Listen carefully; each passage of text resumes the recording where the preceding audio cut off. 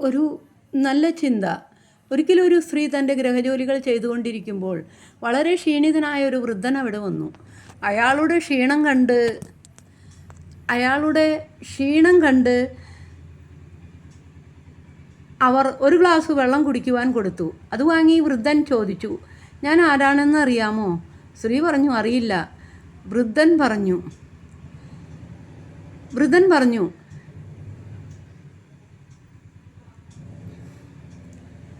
നിന്നെ കൊണ്ടുപോകുവാൻ വന്ന മരണദൂതനാണ് ഞാൻ. ആ സ്ത്രീ ആകെ പരിഭ്രമിച്ചു പോയി. എന്നാൽ മരണദൂതൻ പറഞ്ഞു, നിന്റെ ദയ കാരണം ഞാൻ നിനക്കൊരു അവസരം തരികയാണ്. ഇതാ, ഈ ബുക്കിൽ അനേകരെക്കുറിച്ച് പല കാര്യങ്ങൾ എഴുതിയിട്ടുണ്ട്. ഇത് ഞാൻ നിന്റെ കയ്യിൽ തരുന്നു. ഇതിൽ എഴുതിയിരിക്കുന്നതിൻ്റെ അടിയിൽ നീ എന്ത് എഴുതിയാലും അതുപോലെ അവർക്ക് സംഭവിക്കും. അവൾ ബുക്ക് വാങ്ങി. ആദ്യ പേജിൽ അവളുടെ അയൽക്കാരിക്ക് ലഭിക്കുവാൻ പോകുന്ന വലിയ സമ്പത്തിനെ കുറിച്ചാണ് എഴുതിയിരുന്നത്.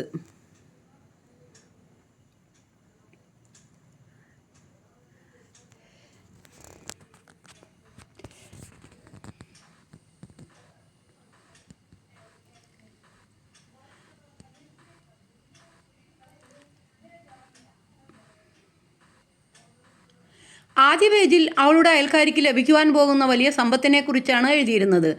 അതിൻ്റെ അടിയിൽ അവൾ എഴുതി, അതവൾക്ക് ലഭിക്കരുത്. അടുത്ത പേജിൽ തൻ്റെ സ്വന്തം സഹോദരിക്ക് ലഭിക്കുന്ന വലിയ പ്രൊമോഷനെ കുറിച്ചാണ് എഴുതിയിരുന്നത്. അവിടെയും അവൾ എഴുതി, പ്രൊമോഷൻ വേണ്ട. തുടർന്നുള്ള പേജുകളിൽ ആ നാട്ടിലുള്ള പലർക്കും ലഭിക്കുവാൻ പോകുന്ന വലിയ ഭാഗ്യങ്ങളെക്കുറിച്ച്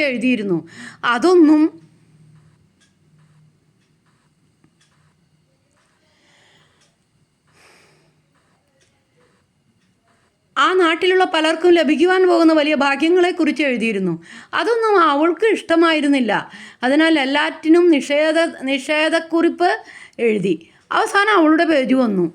അവിടെ തനിക്ക് എന്തൊക്കെയാണ് ലഭിക്കേണ്ടത് എന്ന് ആലോചിച്ച് കുറേ സമയം നഷ്ടപ്പെടുത്തി. ഒടുവിൽ എഴുതാൻ തുടങ്ങിയപ്പോഴേക്കും മരണദൂതൻ ബുക്ക് തിരികെ വാങ്ങി. ഇത്രയും സമയം നീ പാഴാക്കി. ആർക്കും ഒരു നന്മയും വരുവാൻ നീ ഇഷ്ടപ്പെട്ടിട്ടില്ല. അതിനാൽ ദുരാഗ്രഹിയും അസൂയക്കാരിയുമായ നീ ഇനിയും ഈ ലോകത്തിൽ ജീവിക്കേണ്ടതില്ല എന്ന് പറഞ്ഞ് അവളുടെ ജീവനും കൊണ്ട് മരണദൂതൻ മടങ്ങിപ്പോയി. ഈ ലോകത്തിൽ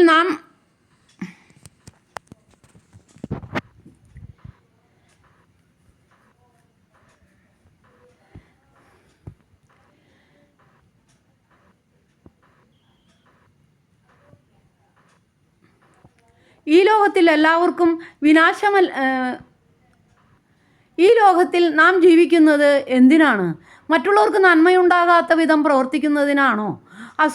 അസൂയാലുക്കളും ദുരാഗ്രഹികളുമായവർ ഈ ലോകത്തിൽ എല്ലാവർക്കും വിനാശമല്ലേ വരുത്തുക? മറ്റുള്ളവർക്ക് നന്മയുണ്ടാകുവാൻ മനസ്സില്ലാത്തവർ എന്തിനു വേണ്ടിയാണ് ഈ ലോകത്തിൽ ജീവിക്കുന്നത്? നമ്മുടെ ജീവിതത്തിൻ്റെ ധന്യത മറ്റുള്ളവർക്ക് നന്മയുണ്ടാകുന്നതിലാണ് എന്ന് ഗ്രഹിക്കുന്നവർക്ക് മാത്രമേ ഈ ലോക ജീവിതം അർത്ഥപൂർണമാകുകയുള്ളൂ. അങ്ങനെ ചിന്തിക്കാൻ മനസ്സില്ലാത്തവർ ഈ ലോകത്തിലും ഇതിനപ്പുറമായ ലോകത്തിലും ആർക്കും ഉപകാരികളാവില്ല. സ്വാർത്ഥരായവർ എല്ലായിടത്തും നരകം സൃഷ്ടിക്കുന്നവരായിരിക്കും.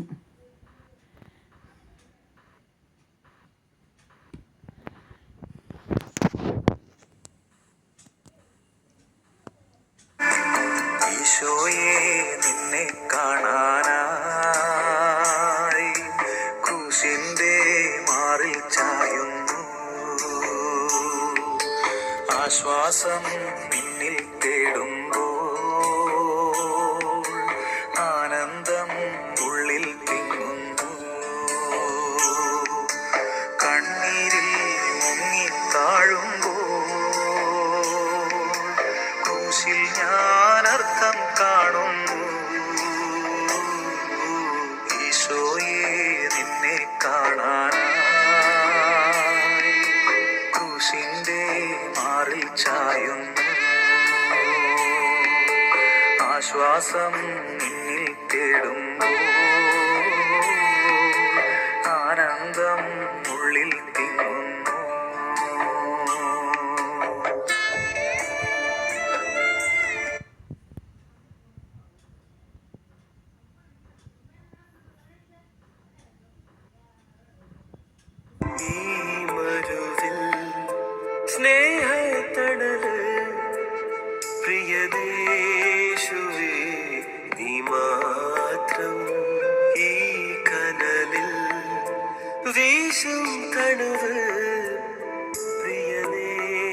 ലൂക്ക യേശുവേ 22:43.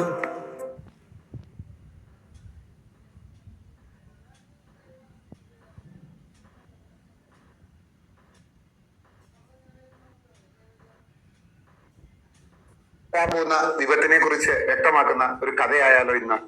ഒരിടത്ത് ഒരു രത്നവ്യാപാരി ഉണ്ടായിരുന്നു. ആ രത്നവ്യാപാരിക്ക് അമൂല്യമായ രത്നവും. ഒരു ദിവസം ആ അമൂല്യമായ രത്നം കാണാതായി. എവിടെ പോയി എന്ന് അദ്ദേഹം അന്വേഷിച്ചു. അപ്പോഴാണ് അദ്ദേഹത്തിന് മനസ്സിലായത്, ആ വീട്ടിൽ താമസിക്കുന്ന എലികളിൽ ഏതോ ഒന്ന് ഈ രത്നത്തെ വിഴുങ്ങിയിരിക്കുന്നു. അദ്ദേഹം എലിപിടുത്തക്കാരനെ വിളിച്ചു. എലിപിടുത്തക്കാരൻ വന്നു. 100 കണക്കിന് എലികൾ. അതിൽ ഏത് എലിയിൽ ആണ് രത്നം വിഴുങ്ങിയതെന്ന് ഈ എലിപിടുത്തക്കാരൻ എങ്ങനെ മനസ്സിലാക്കുമെന്ന് വ്യാപാരി അമ്പരന്നു. ഒരല്പനേരം എലികളെ എല്ലാം നിരീക്ഷിച്ചതിന് ശേഷം ഈ എലിപിടുത്തക്കാരൻ ആ കൂട്ടത്തിൽ നിന്ന് മാറി നിൽക്കുന്ന, അല്പം നീങ്ങി നിൽക്കുന്ന ഒരു എലിയെ പിടിച്ചു കൊന്നു.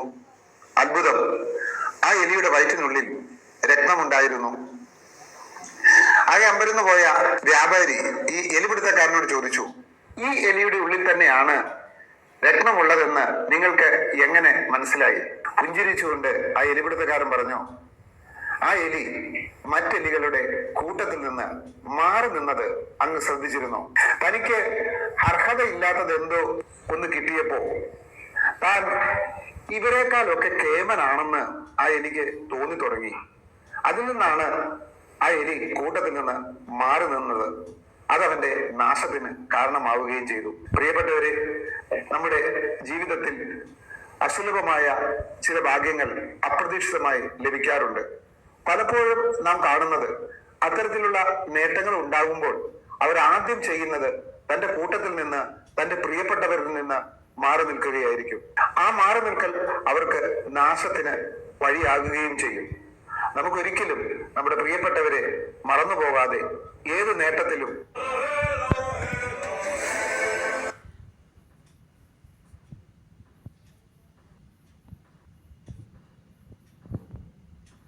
Life is just one day. You born in the one day, you live in the one day, and you die in the one day. Everything what's happening in the one day. Today is the only your life. Yesterday is already dead, too late. Tomorrow is not born, too early. What you have is today. Today is the only life. Therefore, we need to make enjoy or happy every day.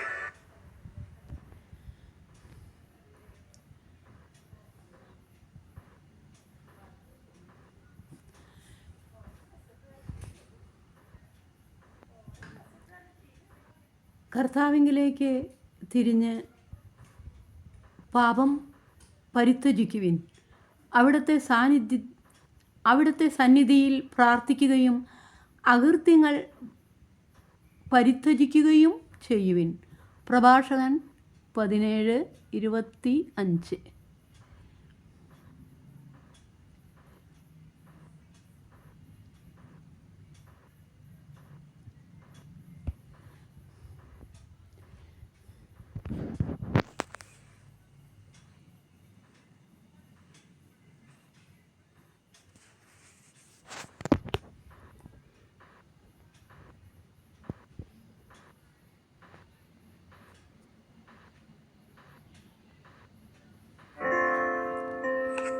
ശിഷ്യന്മാർ യേശുവിനെ സമീപിച്ച് ചോദിച്ചു, സ്വർഗരാജ്യത്തിൽ വലിയവൻ ആരാണ്?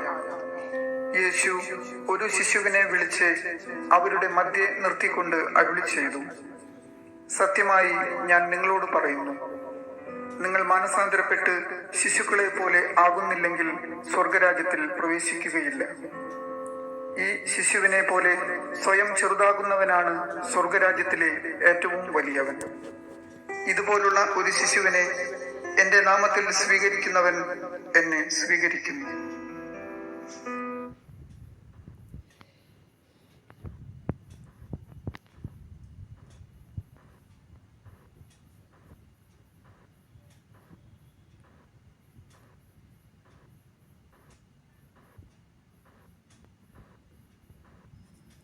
ഒരു ധനികന്റെയും അയാളുടെ തോട്ടത്തിൽ പണിയെടുക്കുന്ന ഒരു വൃദ്ധന്റെയും കഥയാണ്. ഒരു ദിവസം ധനാഢ്യനായ തോട്ടയുടമ തന്റെ തോട്ടത്തിന്റെ ഫലസമൃദ്ധി കണ്ട് ആഹ്ലാദചിത്തനായി പൂമുഖത്ത് നിൽക്കുകയായിരുന്നു. തന്റെ തോട്ടപ്പണിക്കാരനായ വൃദ്ധൻ ഒരു മരത്തിന്റെ ചോട്ടിലിരുന്ന് പൊതിയഴിച്ച് പ്രാതൽ ഭക്ഷണം കഴിക്കുന്നതിന് മുമ്പ് രണ്ട് കൈകളും കൂപ്പി ധ്യാനിക്കുന്നത് അദ്ദേഹത്തിന്റെ ശ്രദ്ധയിൽപ്പെട്ടു. പെട്ടെന്ന് തന്നെ ആ തോട്ടയുടമ ആ വൃദ്ധന്റെ അടുക്കിലേക്ക് നടന്നു ചെന്നു. 2-3 റൊട്ടി കഷ്ണവും ഉരുളൻകിഴങ്ങുമാണ് ആ വൃദ്ധന്റെ ഭക്ഷണം. ആ വൃദ്ധൻ കണ്ണുകൾ തുറന്ന സമയത്ത് ഈ തോട്ട ഉടമ വൃദ്ധനോട് ചോദിച്ചു, സുഖമാണോ? വൃദ്ധൻ പറഞ്ഞു, കണ്ണിന് കുറച്ച് കാഴ്ചക്കുറവുണ്ട്, കാത് കേൾക്കാനും സാധിക്കുന്നില്ല. ഇത് കേട്ട തോട്ട ഉടമ അദ്ദേഹത്തോട് ചോദിച്ചു, എന്നിട്ടും താങ്കൾ വളരെ ഉത്സാഹവാനായിട്ടാണല്ലോ കാണുന്നത്. വിശപ്പടക്കാൻ ഭക്ഷണവും തണുപ്പകറ്റാൻ വസ്ത്രവും കയറിക്കിടക്കാൻ ഒരു വീടും ഈശ്വരൻ എനിക്ക് തന്നിട്ടുണ്ട്. പിന്നെ ഞാൻ എന്തിനാണ് അസന്തുഷ്ടനാകുന്നത്? ഇത്ര നിസ്സാരമായ ആഹാരത്തിന് വേണ്ടിയിട്ടാണോ താങ്കൾ ദൈവത്തോട് നന്ദി പറയുന്നത് എന്ന് തോട്ടയുടമ വൃദ്ധനോട് ചോദിച്ചു. അപ്പോൾ വൃദ്ധൻ പറഞ്ഞു, ദൈവം തരുന്നതെല്ലാം മധുരമായി തീരുന്നത് അവിടുത്തെ സാമീപ്യം കൊണ്ടാണ്. ആ സാമീപ്യത്തിന് വേണ്ടിയിട്ടാണ് ഞാൻ പ്രാർത്ഥിച്ചത്. ഇത്രയും പറഞ്ഞതിന് ശേഷം വൃദ്ധൻ മറ്റൊരു വിഷയത്തിലേക്ക് കടന്നു. തലേ ദിവസം താൻ കണ്ട സ്വപ്നം ആ വൃദ്ധൻ യജമാനോട് വിവരിച്ചു. താൻ സ്വർഗ കവാടത്തിൽ നിൽക്കുകയായിരുന്നു. സ്വർഗത്തിന്റെ മനോഹാരിതയും സൗന്ദര്യവും അവർണ്ണനീയമായിരുന്നു. അപ്പോൾ ഞാൻ അവിടെ ഒരു അശരീരി കേട്ടു. ഈ താഴ്വരയിലെ ഏറ്റവും ധനികനായ വ്യക്തി ഇന്ന് മരണപ്പെടും. ഈ പ്രഖ്യാപനത്തോടൊപ്പം മാലാഖമാര് ഗാനങ്ങൾ പാടി തുടങ്ങി. അപ്പോഴേക്കും ഞാൻ സ്വപ്നത്തിൽ നിന്നും ഉണർന്നു. ഇത് അങ്ങയോട് പറയണമെന്ന് എനിക്ക് തോന്നി. ചിലപ്പോൾ ഇതൊരു മുന്നറിയിപ്പാണെങ്കിലും ഇത് കേട്ടപ്പോൾ തോട്ടമുടമയുടെ മുഖമൊന്ന് വിളറി. ആ ഭാവപകർച്ച വൃദ്ധൻ കാണാതിരിക്കാനായിട്ട് അദ്ദേഹം മുഖം തിരിച്ചു കളഞ്ഞു. ആ വൃദ്ധന്റെ വാക്കുകൾ അയാൾ വീണ്ടും വീണ്ടും ഓർത്തുകൊണ്ടേയിരുന്നു. ഈ താഴ്വരയിലെ ഏറ്റവും ധനാഢ്യനായ വ്യക്തി മരിക്കുമെന്നാണല്ലോ അയാൾ പറഞ്ഞത്. ഇത് ചിലപ്പോൾ എനിക്കുള്ള മുന്നറിയിപ്പായിരിക്കാം. അങ്ങനെ പല ചിന്തകളും അയാളുടെ മനസ്സിലൂടെ കടന്നുപോയി. അങ്ങനെ ഡോക്ടറെ വിളിച്ചു വരുത്തി തനിക്ക് ഏതെങ്കിലും തരത്തിലുള്ള മാരകമായ രോഗങ്ങൾ ബാധിച്ചിട്ടുണ്ടോ എന്ന് അദ്ദേഹം പരിശോധിപ്പിച്ചു. സംഭാഷണ മധ്യേ തോട്ടക്കാരന്റെ സ്വപ്നത്തെക്കുറിച്ച് അയാൾ ഡോക്ടറിനോട് പറഞ്ഞു. ഈ താഴ്വരയിലെ ധനാഢ്യനായ വ്യക്തിയായ അങ്ങ് ഇന്നെന്തായാലും മരിക്കാൻ പോകുന്നില്ലെന്ന് ഡോക്ടർ അദ്ദേഹത്തോട് പറഞ്ഞു. പെട്ടെന്ന് ഉമ്മറവാതിക്കൽ ആരോ മണിയടിച്ചു. ഒരു മരണവാർത്ത അറിയിക്കാൻ വന്നതായിരുന്നു അയാൾ. അയാൾ പറഞ്ഞു, തോട്ടപ്പണിക്കാരനായ ആ വൃദ്ധൻ മരിച്ചു. അദ്ദേഹത്തിന്റെ ശവസംസ്കാരത്തിന് വേണ്ടിയിട്ടുള്ള ഏർപ്പാടുകൾ പെട്ടെന്ന് തന്നെ ചെയ്യണം. ആ താഴ്വരയിലെ ഏറ്റവും ധനികനായ വ്യക്തി ആ പാവപ്പെട്ട വൃദ്ധനായിരുന്നുവെന്ന് അപ്പോഴാണ് തോട്ട ഉടമയ്ക്ക് മനസ്സിലായത്. ആ വൃദ്ധൻ ലോകത്തിൽ ദരിദ്രനായിരുന്നു, പക്ഷെ ഈശ്വരവിശ്വാസത്തില് സമ്പന്നനായിരുന്നു. ഇങ്ങനെയുള്ള സമ്പന്നത വില കൊടുത്താൽ വാങ്ങാൻ സാധിക്കില്ല എന്ന് നമ്മൾ തിരിച്ചറിയാം. എല്ലാവർക്കും ശുഭദിനം. Thank you so much.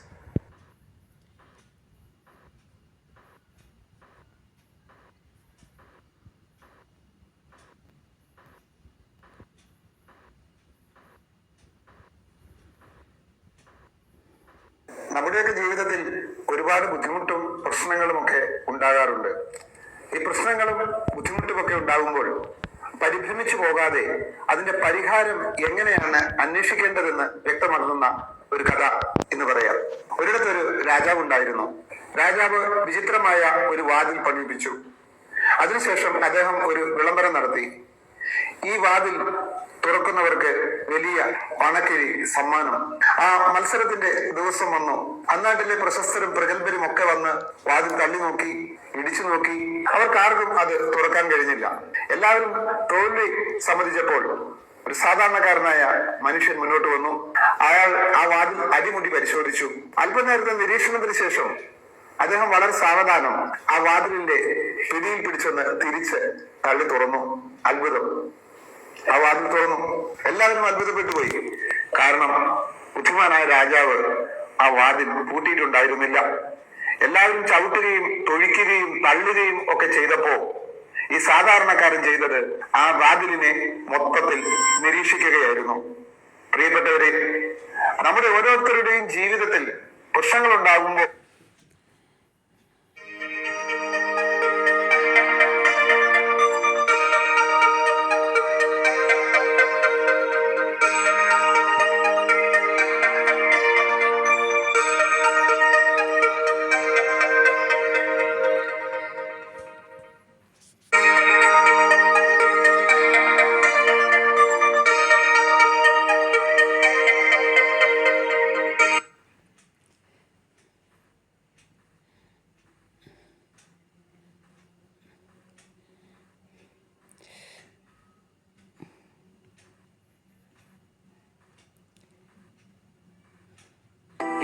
നാഥനെ പിരിയാതെ ജീവിക്കാൻ കൃപയേകിടണേ. സ്നേഹം ക്രൂശിൽ ബലിയായി നൽകി അങ്ങന്റെ ഹൃദയത്തിൽ നിറയൂ. അങ്ങന്റെ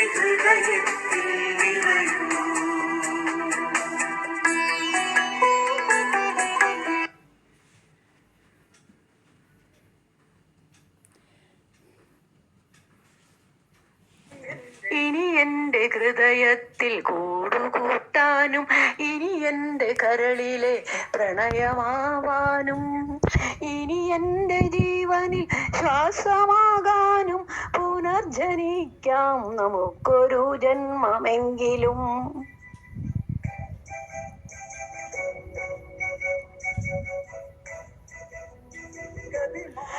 ഗതി മാറിയൊഴുകുന്ന നിള പോലെ നമ്മൾ ഈ ജന്മം വഴി പിരിഞ്ഞൊഴുകിയകലുമ്പോൾ പ്രാണനിൽ പ്രണയവും മിഴികളിൽ നോവുമായി കണ്ണീർ കയത്തിൽ നാം വിധിയെ പഴിക്കുന്നു. പ്രാണനിൽ പ്രണയവും മിഴികളിൽ നോവുമായി കണ്ണീർ കയത്തിൽ നാം വിധിയെ പഴിക്കുന്നു.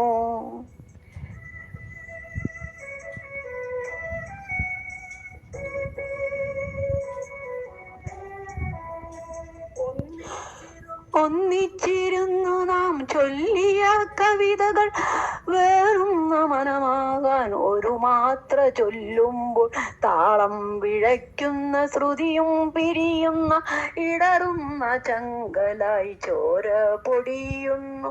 താളം വിഴയ്ക്കുന്നു ശ്രുതിയും പിരിയുന്നു ഇടറുന്ന ചങ്കിലായി ചോര പൊടിയുന്നു. ഇനി എന്നിൽ പൂക്കും വസന്തമില്ല, പെയ്തൊഴിയുന്നൊരു വർഷവുമില്ല. മഞ്ഞും നിലാവും പ്രണയാക്ഷരങ്ങളും ഇനി എന്നിലില്ലെന്ന ദുഃഖ സത്യം. ഒരു ജന്മമെങ്കിലും കരളിലെ കുളിരായി നിഴലില്ല രാവിൻ്റെ ഇണകളായി നമ്മൾ. ഒരു ജന്മമെങ്കിലും കരളിലെ കുളിരായി നിഴലില്ല രാവിൻ്റെ ഇണകളായി നമ്മൾ. ഇഴയകലാതെ സ്വപ്നങ്ങൾ നെയ്യുമ്പോൾ മണിവീണമീട്ടിയൊരു കവിത ചൊല്ലാൻ പുനർജനിക്കാം നമുക്കൊരു ജന്മമെങ്കിലും. മണിവീണമീട്ടിയൊരു കവിത ചൊല്ലാൻ പുനർജനിക്കാം നമുക്കൊരു ജന്മമെങ്കിലും.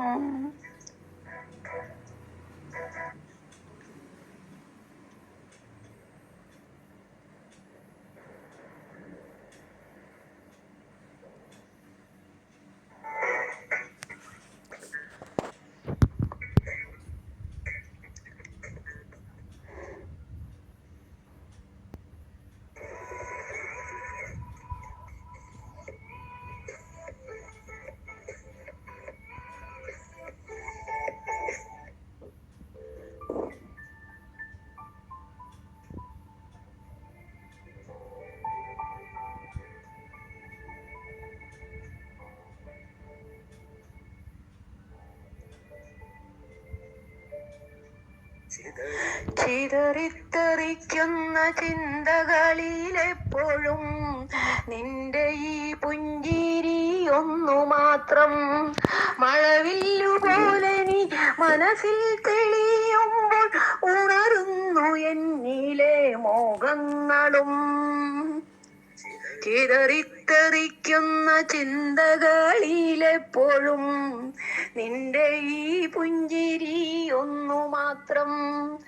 മഴവില്ലുപോലെ നീ മനസ്സിൽ തെളിയുമ്പോൾ ഉണരുന്നു എന്നിലെ മോഹങ്ങളും.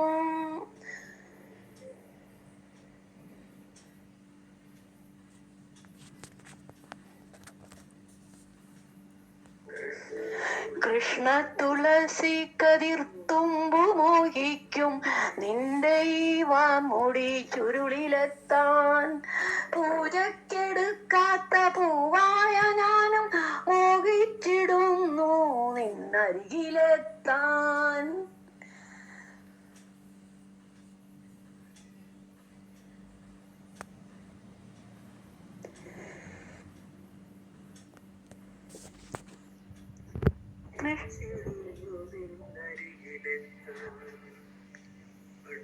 മണമില്ല മധുവില്ല പൂജയ്ക്കെടുക്കില്ല താനേ വളർന്നൊരു കാട്ടുപൂവാണു ഞാൻ.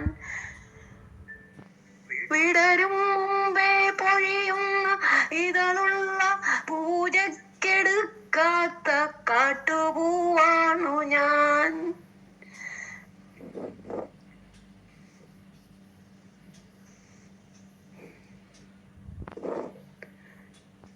മണമില്ല, മധുവില്ല, പൂജക്കെടുക്കില്ല, താനേ വളർന്നൊരു കാട്ടുപൂവാണു ഞാൻ. വിടരും മുമ്പേ പൊഴിയുന്ന ഇതളുള്ള പൂജക്കെടുക്കാത്ത കാട്ടുപൂവാണു ഞാൻ. ഇഷ്ടമാണെന്നൊന്നു ചൊല്ലുവാൻ വേണ്ടി നിത്യവും മുമ്പിലെത്തിടുമ്പോൾ നിന്റെ കൊലുസിന്റെ നാദങ്ങളിൽ ഞാൻ താനേ മറന്നൊരുങ്ങു നിന്നിടുന്നു. ഒന്നും പറയാതെ അറിയാതെ പോയിടുന്നു. ഇഷ്ടമല്ലെന്നൊരു വാക്കു നീ ചൊല്ലിയാൽ വ്യർത്ഥമായി പോകുമൻ ജീവിതം. ഇഷ്ടമല്ലെന്നൊരു വാക്കു നീ ചൊല്ലിയാൽ വ്യർത്ഥമായി പോകുമൻ ജീവിതം. നീ നടക്കും വഴിയോരത്ത് എന്നെ കണ്ടാൽ ചിരിക്കാതെ പോകരുതേ. നീ നടക്കും വഴിയോരത്ത് എന്നെ കണ്ടാൽ ചിരിക്കാതെ പോകരുതേ. നിന്റെ ഈ പുഞ്ചിരി മാത്രം മതി എനിക്കിനിയുള്ള കാലം കാത്തിരിക്കാൻ. നിന്റെ ഈ പുഞ്ചിരി മാത്രം മതി എനിക്കിനിയുള്ള കാലം കാത്തിരിക്കാൻ. ഇനിയുള്ള കാലം കാത്തിരിക്കാൻ. ഇനിയുള്ള കാലം കാത്തിരിക്കാൻ.